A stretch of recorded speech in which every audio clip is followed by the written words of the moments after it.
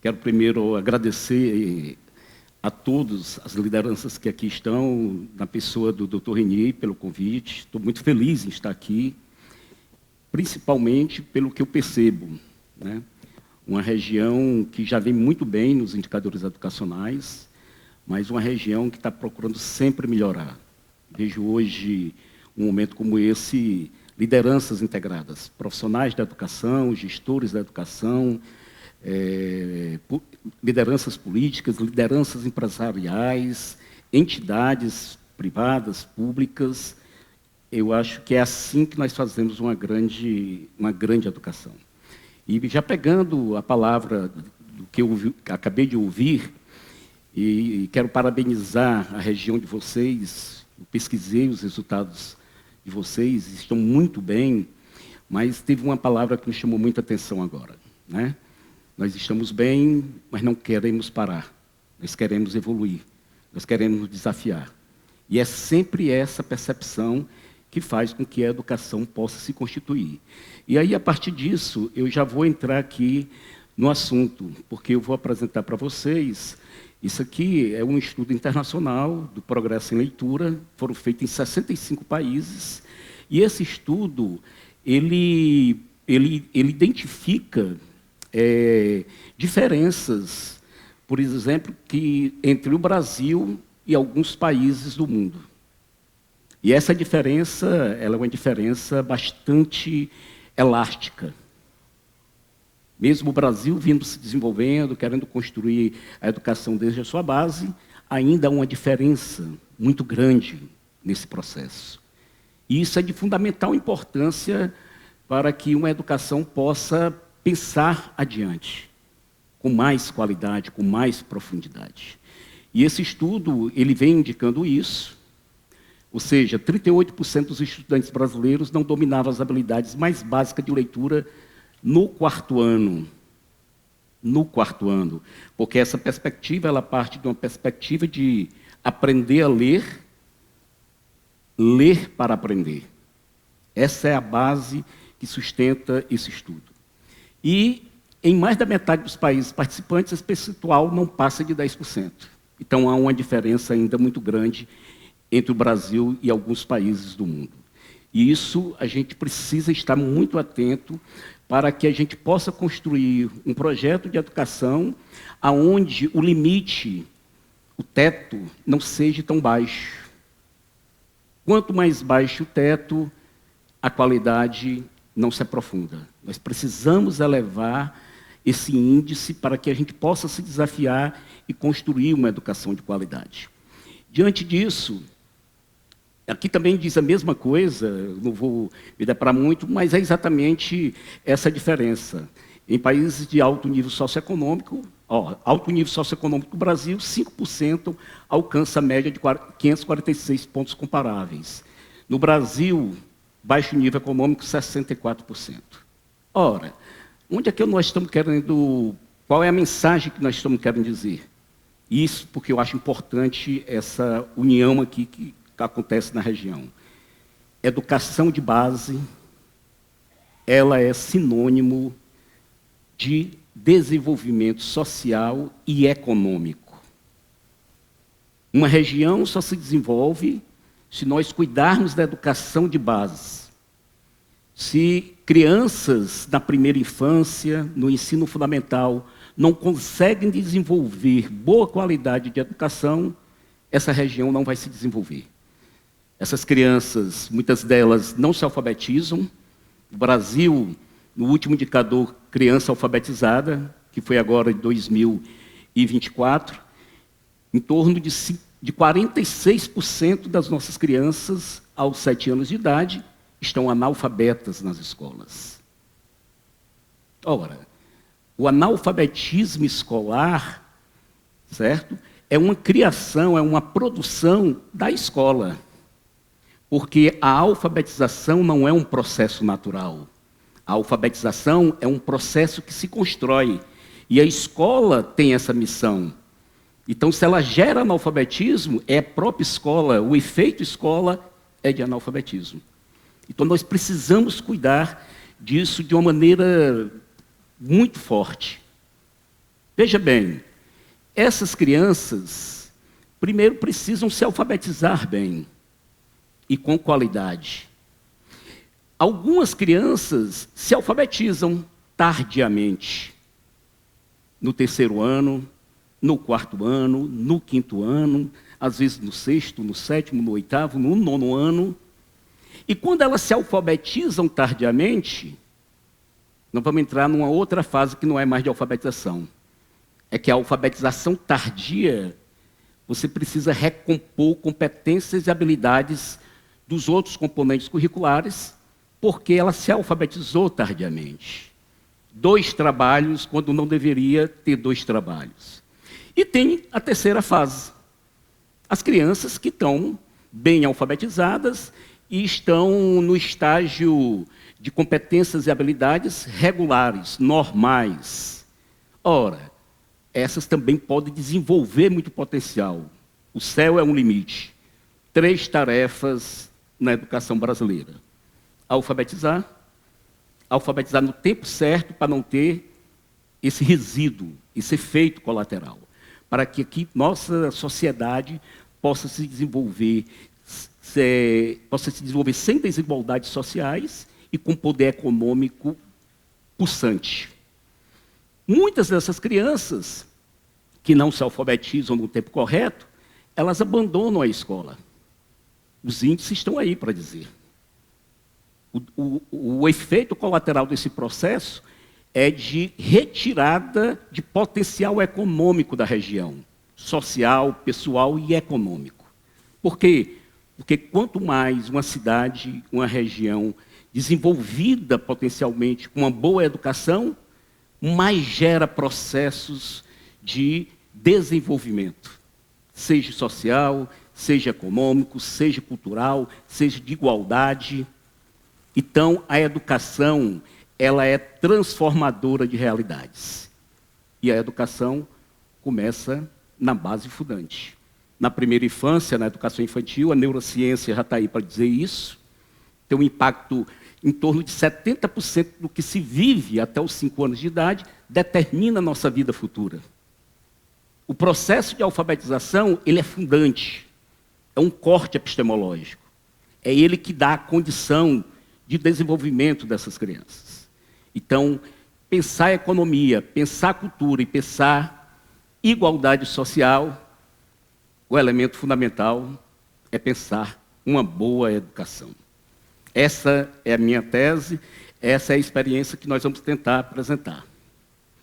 Então, eu trouxe também um estudo, de maneira muito prática, eu vou apresentar para vocês 2 questões, uma no Brasil e uma no Chile, para vocês verem como tem diferença. No instrumental de avaliação de um aluno, vocês vão perceber a diferença da qualidade do que é a alfabetização. Isso aqui é um exemplo de itens de uma prova para avaliar a habilidade de localizar uma informação, que é um dos elementos importantes no processo de alfabetização. Ele conseguir identificar, o garoto, uma informação. No Brasil, eis o exemplo, no Chile. Eu quis trazer para mostrar a vocês que o próprio instrumental já apresenta a diferença no processo de alfabetização entre o Chile e o Brasil. No Chile, ele é muito mais profundo, ele é muito mais complexo. Então, nós precisamos tirar uma mensagem aqui. O processo de alfabetização precisa ocorrer, mas nós temos ainda muita coisa no Brasil para avançar no processo de alfabetização. O Brasil está no caminho certo fazendo a política de alfabetização. Os municípios estão fazendo a sua tarefa. Paraná está de parabéns. Mas o teto está baixo. Não vamos nos limitar a este teto. Esse teto precisa ser qualificado, porque ele é base fundante do progresso.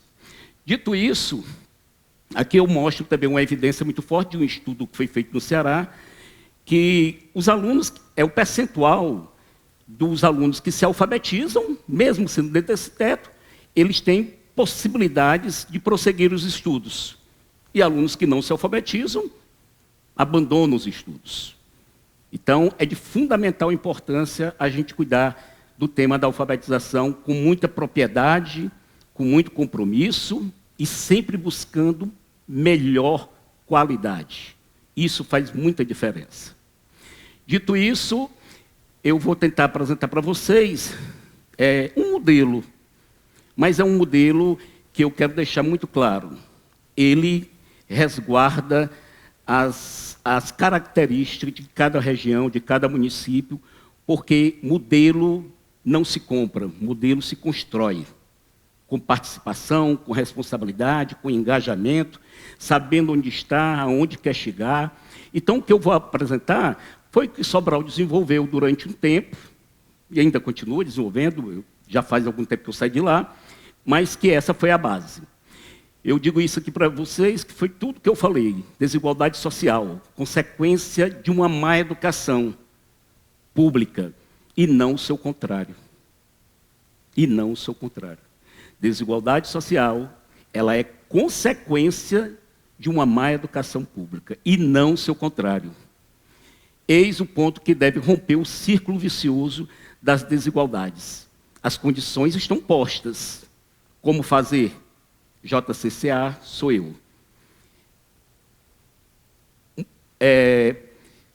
Às vezes se interpreta assim, a escola pública não está bem por causa das condições sociais. As condições sociais é que é fruto da má escola pública. E isso a gente precisa entender o que isso significa, porque muitas vezes há uma tendência de defesa, de retirada de responsabilidade, aonde a escola pública está com as condições postas, com dificuldade ou não, mas existe.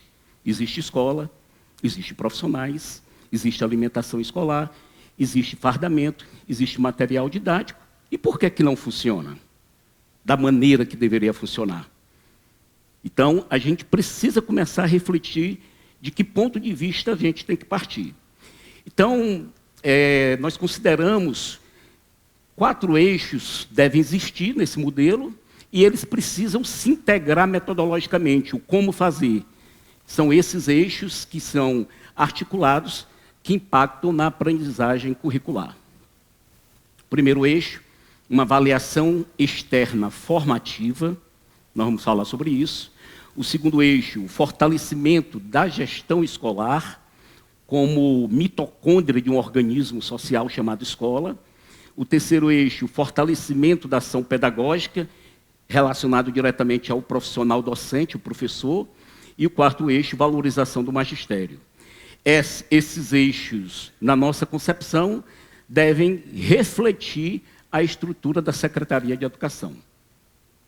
Esses eixos devem ter departamentos onde o objeto de cada um precisa estar estruturado dentro de uma Secretaria de Educação.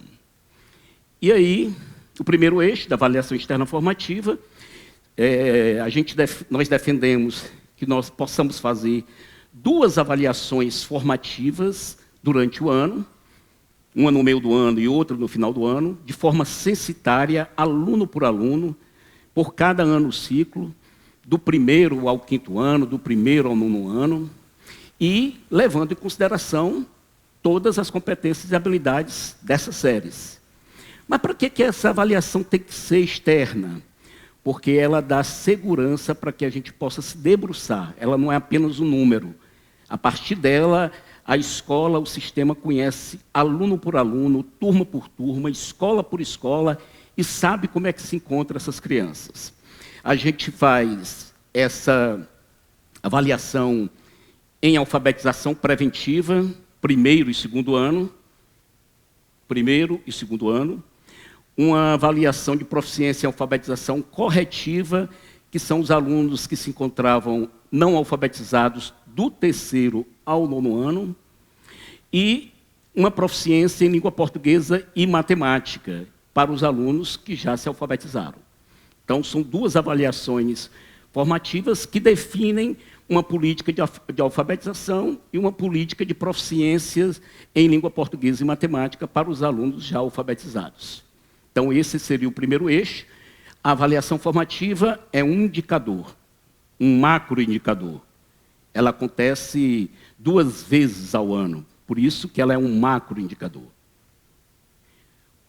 Ainda na avaliação formativa, a análise da avaliação, a análise se faz com os profissionais, a partir dos profissionais se faz com as famílias, a partir das famílias e os profissionais se faz com as políticas públicas, se faz com as lideranças políticas, ou seja, o princípio é de gestão à vista, porque é a união de todos em torno desse desafio que faz com que a educação possa avançar. Claro que aí a gente precisa ter estratégias para que isso aconteça da melhor maneira. E nessa análise há um processo de coleta de dados, que é a avaliação, análise, certo? A partir da análise, uma comunhão de responsabilização, nunca de culpabilidade. Nós estamos no mesmo barco, vamos todos ter responsabilidade sobre isso. Planejamento e ações a serem definidas.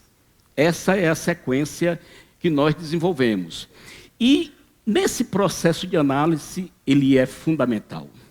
É aqui que as evidências das aprendizagens das crianças desconstroem mitos, lendas.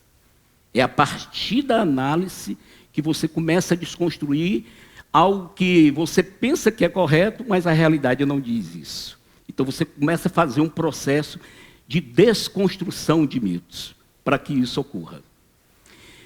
Esse segundo eixo é o fortalecimento da gestão escolar. Nós acreditamos que a escola é um mundo à parte. Ela possui seus saberes, ela possui seus fluxos. E esse mundo à parte, que não é à parte, evidentemente que é integrado, mas ela tem vida, e muita vida, ela precisa ter uma grande liderança. Sem essa liderança, pode haver investimento, pode haver responsabilização, pode ter tudo, mas a liderança é que consegue articular esses processos na comunidade escolar, com os profissionais, com as famílias, com os alunos, e essa liderança se chama diretor escolar. Diretor escolar existe para isso, para articular, para saber o que está fazendo, para estudar as evidências de aprendizagem e saber lidar com isso. Então, nós precisamos de um perfil muito bom de liderança escolar. Sem esse perfil, vamos investir muita grana, muito recurso, mas a coisa não anda. Esse perfil precisa ser muito bem definido. Então, já na seleção desse perfil, existem várias formas que o Brasil desenvolve.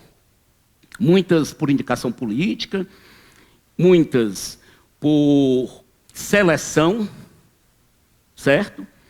E algumas até por concurso público.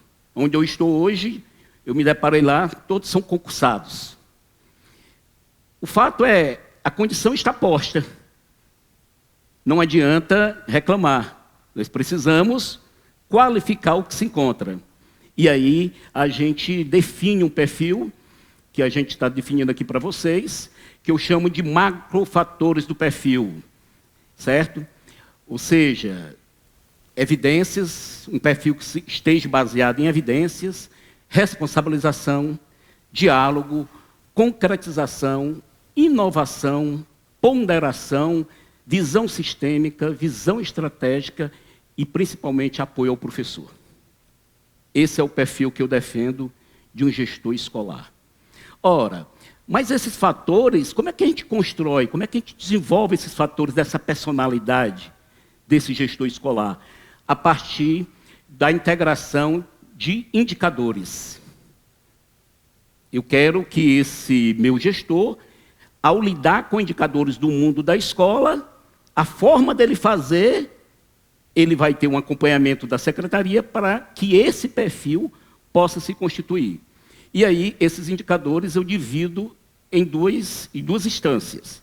Macroindicadores, que acontecem de vez em quando durante o ano letivo. Um eu já falei, qual é? O primeiro macroindicador que eu falei aqui, avaliação formativa, certo?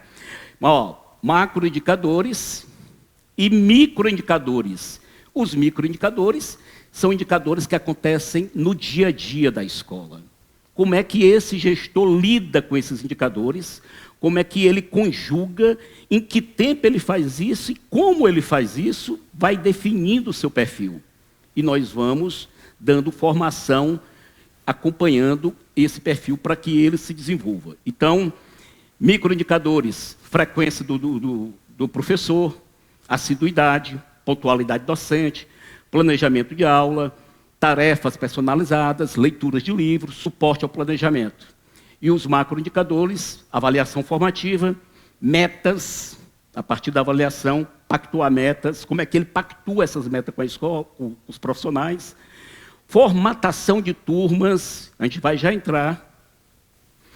Formatação de turma, constituir uma turma de aluno numa série, exige ciência. Não pode ser pela matrícula. Isso é ciência.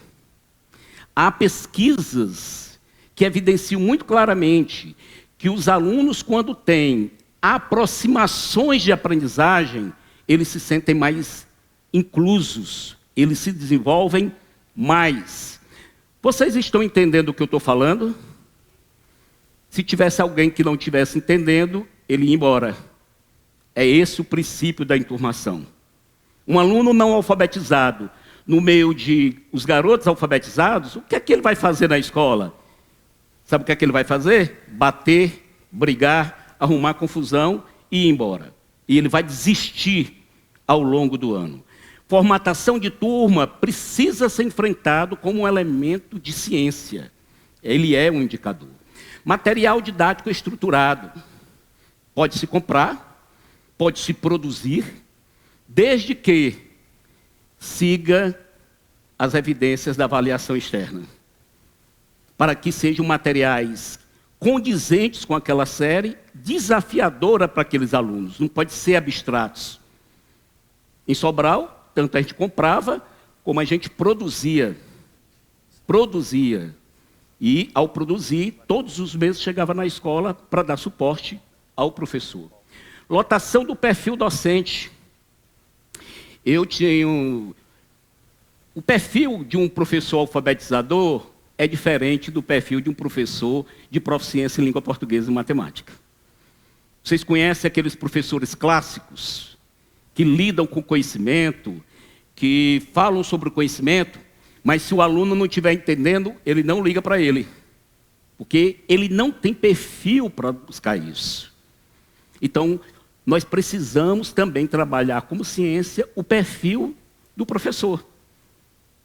Este professor é mais adequado para um 5º ano, que todo mundo já está alfabetizado, já está desenvolvendo língua portuguesa, matemática, história, e o nosso amigo ali tem um caráter, tem um perfil alfabetizador. Ele conhece a turma, ele sabe as etapas, ele acompanha o processo, é totalmente diferente.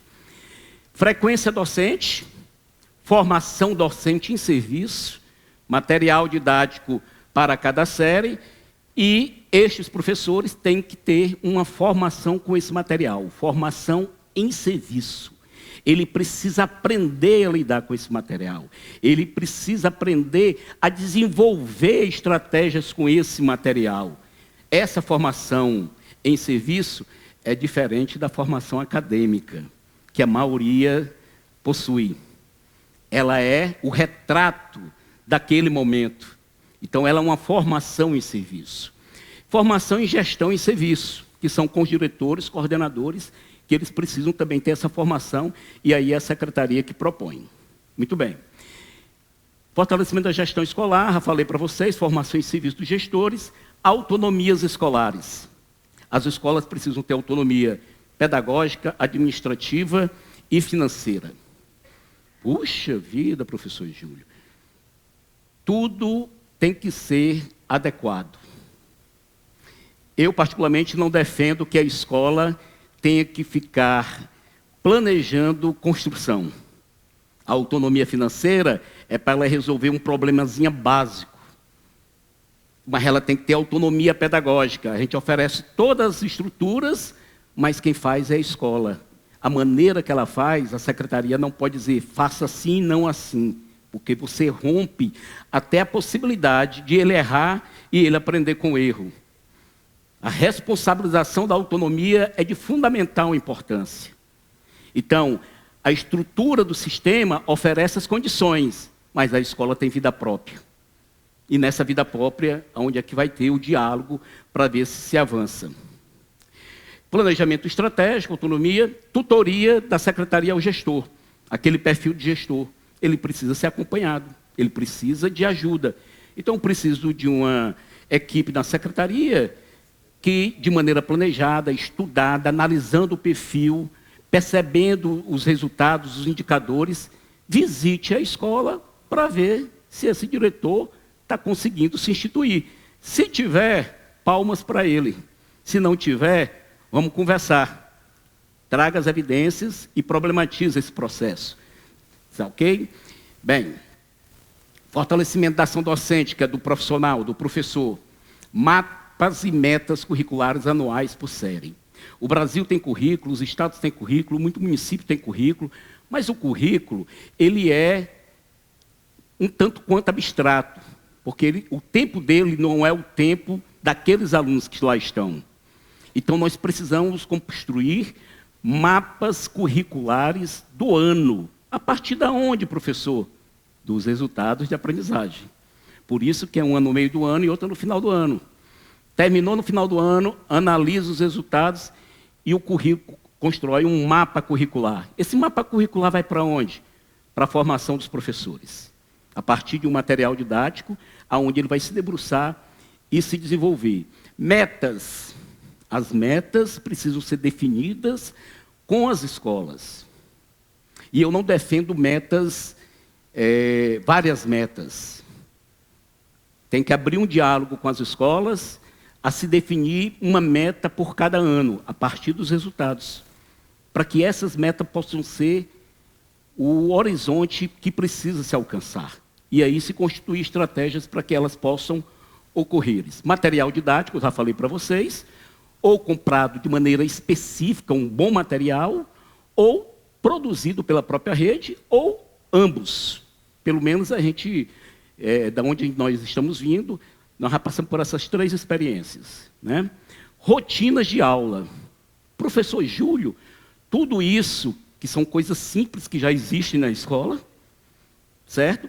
Mas isso precisa ter materialidade. Eu dar formação para o meu amigo aqui, não significa dizer que ele vai exercer materialidade na sala de aula. Não significa. É um potencial. Ora, as coisas acontecem no tempo de aula, na ação docente do professor, quando ele entra em sala de aula. Tudo que ele planejou, tudo que está estruturado, ele precisa colocar em ação. E muitas vezes acontecem, a realidade é dinâmica, e ele precisa ter recursos para agir com a realidade. Então, para ajudar isso, a gente desenvolve rotinas de aula. Na própria formação, tem que ter rotinas. Rotinas. Porque rotina dá consistência, dá continuidade, dá sequência, dá profundidade. E o conhecimento se produz com esses elementos que eu citei a vocês. Atividades rápidas, muitas vezes tidas como boas, que não têm uma consistência, ela não se reverte em conhecimento sistematizado. Ela é fugaz, ela é vento. Vento. E o conhecimento sistematizado pela humanidade, que a educação trouxe para a educação, que são os componentes curriculares, precisam de sistematização, de rotinas. Então, cada série precisa, algumas séries 5 rotinas, algumas outras séries 4 rotinas, para que o professor possa se constituir. Dito isso, fortalecimento da ação docente ainda, formação estratégica de turmas, eu já falei para vocês. Eu defendo esse princípio, mas eu não obrigo. Agora, em São Bernardo, eu encontrei, quando cheguei, alunos não alfabetizados do 3º ao 5º. Não alfabetizados do 3º ao 5º. E eu levei essa discussão. Algumas escolas pegaram os meninos não alfabetizados do terceiro e quinto e criaram turmas multisseriadas, do terceiro, do quarto e do quinto ano, não alfabetizados. Olha só, gente, ó, não alfabetizados. Sofreram críticas. Isso está amparado na LDB, viu? As turmas multisseriadas sofreram críticas. Vai misturar o aluno do terceiro, do quarto e do quinto ano, mas se o aluno não está alfabetizado. Certo? Sabe o que foi que aconteceu? Em 4 meses, 50% dos alunos já se alfabetizaram. Em 4 meses. Vocês sabem quantos anos esses alunos estavam na rede? 5, 6, 7, 8 anos. E não se alfabetizavam. Em 4 meses, 50% se alfabetizou. Vai chegar no final do ano com 100%, se Deus quiser. Um menino de quinto ano já está há 5 anos, do primeiro ao quinto. E teve a educação infantil. E não se alfabetizou. Pois com essa metodologia conseguiu se alfabetizar. Pela aproximação da aprendizagem. Bem, adequação da turma ao perfil do professor. Já falei para vocês. Tem o professor clássico, tem o professor alfabetizador. E isso é ciência. Quem faz isso? O gestor, o diretor. Por isso que ele precisa ser um grande líder. E aqui nós temos, né, assiduidade, pontualidade, metas progressivas, domínio de conteúdo, atividade diversa para grupos de alunos diferenciados, rotinas do tempo pedagógico, efetivação e elevação da autoestima dos alunos. Aluno que aprende tem autoestima elevada. Aluno que não aprende não tem autoestima elevada. A discussão sobre inclusão é essa. Eu só me sinto incluso quando eu sou sujeito também. Quando eu estou por fora, eu não estou incluso. Essa é a grande inclusão que a educação brasileira precisa seguir. E liderança em sala, que é o professor. Fortalecimento da ação docente, já falamos. Formação em serviço dos professores, autonomia da prática docente.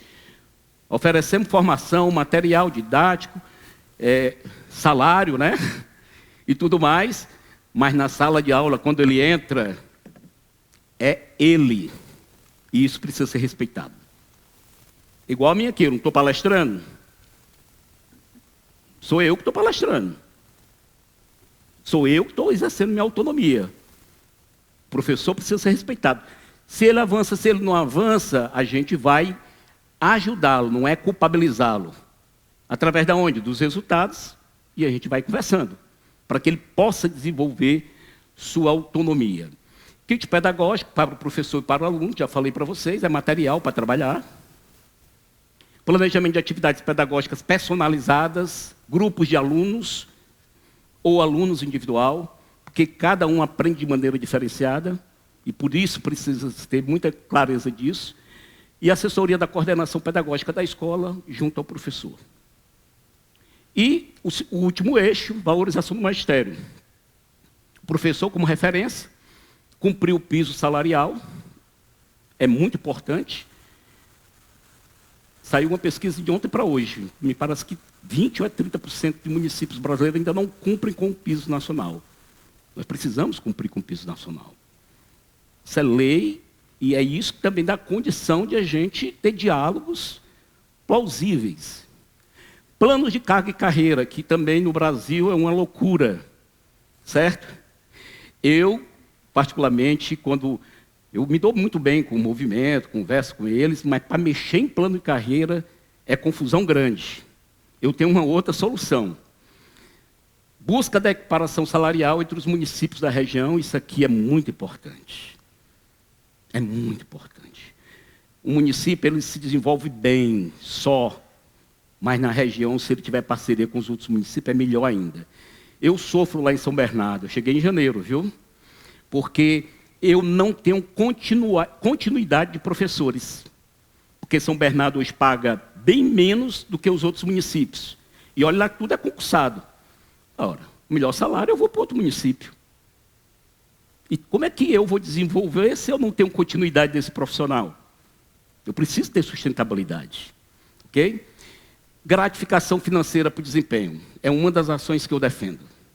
Eu tenho os resultados dos alunos, eles estão lá 2 vezes ao ano, implementei isso em Sobral, implementei também no Eusébio, e implementei agora em São Bernardo do Campo, certo?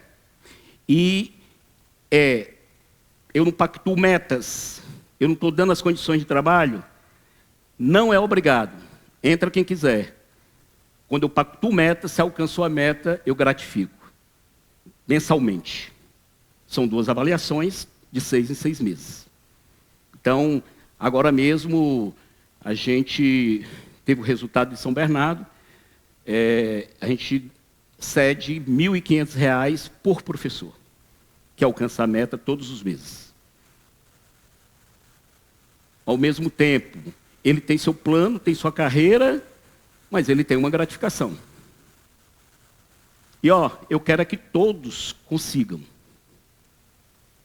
E com o tempo, todos conseguem. Aí a gente vai ampliando a meta. Então você investe em algo muito produtivo e respeitoso. Ah, mas eu não consegui. Pois vamos lhe ajudar. Vamos lhe ajudar. A escola de formação, em todos os locais eu crio uma escola de formação. Aquela formação para o professor todos os meses. O primeiro, na escola de formação, é formação curricular da série. O segundo estágio da escola de formação é troca de experiências. O professor está alcançando a meta, consegue, vai trocar experiência com o outro lá que não está conseguindo. E aí vai se produzindo. Terceiro, cuidado da saúde do professor, o terceiro nível da escola de formação. Quarto, ampliação cultural. Ampliação cultural do professor, é muito importante. São essas 4 faixas na escola de formação. Dito isso, esse é um modelo que tem os eixos, as ações vão se diversificando de acordo com o município, e para que tudo isso aconteça, tem que ter decisão política. Sem a decisão política, nós não fazemos nada. Depois da decisão política, tem que ter um sistema que respeite e agregue, mas que faça gestão à vista. E fazer gestão à vista significa trazer problemáticas, evidências para se discutir. Em Sobral, começou assim, em 2001, nós descobrimos em Sobral, do 1º ao 5º ano, aliás, do 1º ao 9º ano, 48% das crianças não estavam alfabetizadas em 2001. Não era 48%. É porque a gente teve vergonha de colocar. O critério aqui de alfabetização era leitor de palavras. Se a gente fosse botar leitor de texto com compreensão, ia para 90%. Sobral estava diante do fenômeno do analfabetismo escolar. Em todo o local. Eu sou professor da universidade lá, e eu fiz a seleção para diretor, e fui diretor. Eu fiquei na pior escola. Tinham 30 turmas, do 1º ao 9º, 27, me permita o termo, eu sei que é grave, 27 eram de analfabetos. Certo? Então, esse era o indicador. 2ª, 3ª, 4ª série, mostrando alunos não alfabetizados. Olha o 1º ano e o 2º ano na evolução do tempo. Aqui, era leitor de palavras, certo? No 1º e no 2º. Aqui, é leitor de texto com compreensão. Estão entendendo? Aqui era leitor de palavras, olha o índice do 1º e do 2º ano, baixíssimo.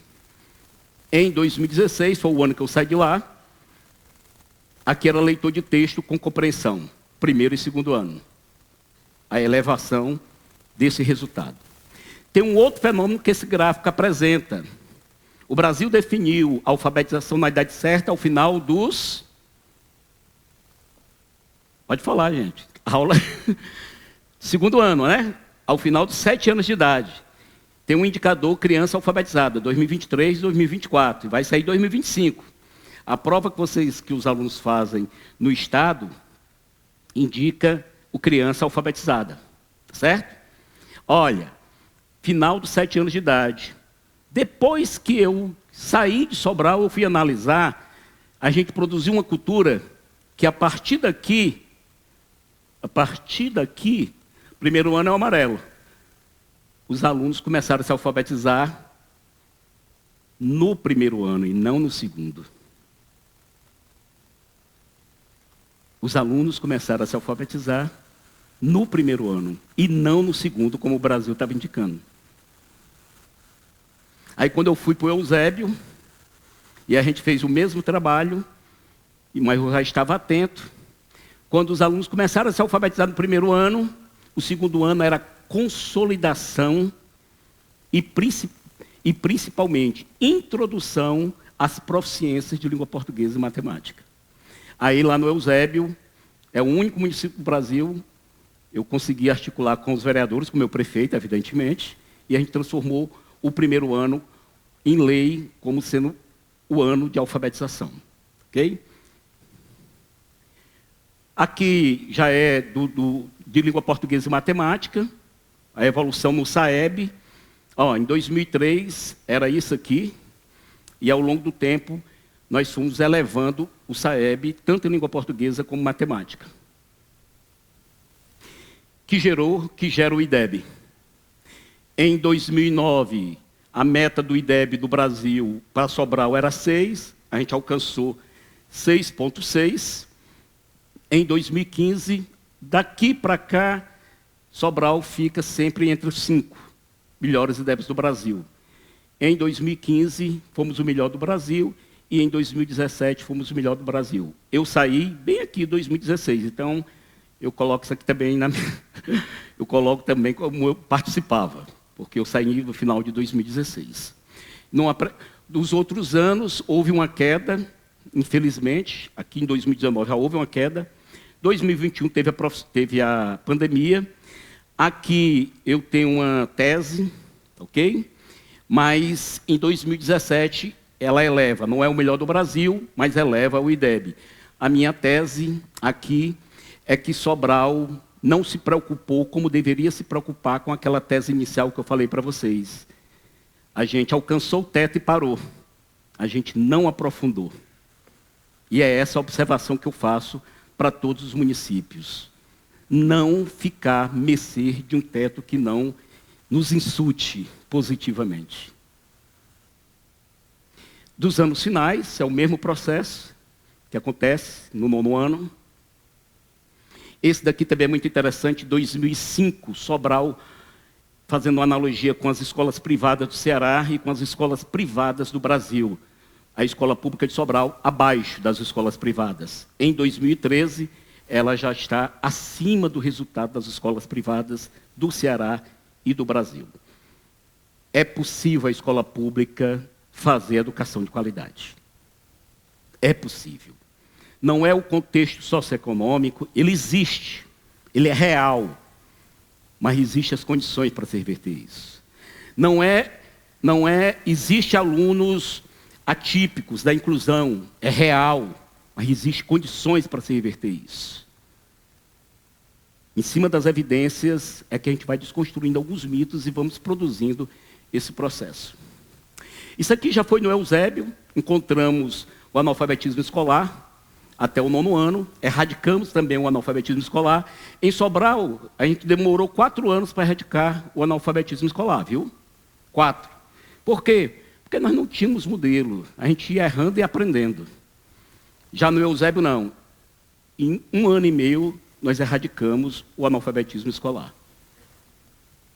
Essa daqui é do infantil 5, no Eusébio. Não fui eu só, foi a rede, foram os professores. Há uma discussão na educação infantil, enquanto o infantil 5 como uma transição, que em alguns locais é proibido se falar em alfabetização na educação infantil, em letramento. Tem locais que nem o alfabeto é permitido se ter, que nem carteira na sala de aula pode se ter. São Bernardo do Campo é isso. Certo? Já no Eusébio, a gente começou a trabalhar, e olha só o resultado no infantil 5. Isso aqui é do meio do ano, viu? Esse resultado não é do final do ano, não. 25% dos alunos alfabetizados do infantil 5. No meio do ano. Porque eu saí no final do ano, aí eu estou sem esse resultado aí. Isso no infantil 5. Isso aqui do primeiro ano, no meio do ano. Esses são os estágios de alfabetização. Não leitor, leitor de letra, leitor de símbolo, leitor de palavra, leitor de frase, texto com compreensão. No meio do ano. Isso do primeiro ano. Segundo ano, no meio do ano. Indicador criança alfabetizada do Brasil, do Ceará, isso em 2023, o 2024 não está aqui. Eusébio, 92. 2023, 2024 foi 93 ou foi 94, uma coisa assim. O IDEB do Eusébio, que eu vou passar, em evolução, mesmo depois da pandemia, em 2023, subiu. Isso foi um prêmio Band Cidades Excelentes, ganhamos 2 vezes, exatamente com essas teses que a gente escreveu, acima de evidências, e a gente foi premiado 2 vezes no Brasil com esse prêmio. E esse sou eu, e era isso que eu queria apresentar para vocês. Dizendo sempre assim, a escola pública, ela tem potencial, muito potencial, e ela, ao meu modo de ver, ela é transformadora de pessoas, socialmente falando e economicamente falando. E depende muito de como se articula esses processos para que ela possa transformar a realidade existente no Brasil. Em Sobral e também nos outros municípios, uma coisa que eu vou colocar, a gente não discute método. Os meus professores, eles acessam os métodos de alfabetização. Eles conhecem, a gente oferece, a gente apresenta o método fonêmico, o método global, construtivista, mas a gente não define qual o método que ele deve exercer.